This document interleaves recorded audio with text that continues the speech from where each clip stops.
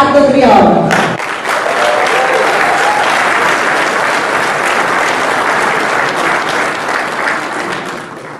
Buonasera a tutti, io ringrazio tutti voi di essere qua presenti stasera. Innanzitutto volevo fare gli auguri a tutte le mamme qua presenti.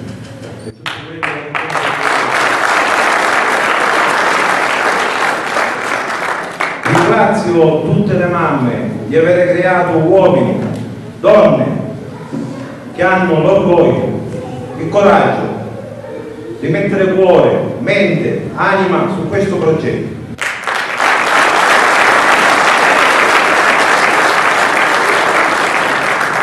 Io, Aldo Triolo, sposo questo progetto, Alternativa Democratica, a fianco di Antonella Migliore, a fianco della bella gente, a fianco di un cambiamento rivoluzionario di questo paese. Il cambiamento significa rinnovare il paese, il rinnovamento significa progettualità di un paese, la progettualità significa l'avvenire di un paese. Ci vogliono persone che si offrono. Abbiamo sbagliato gli uomini fino a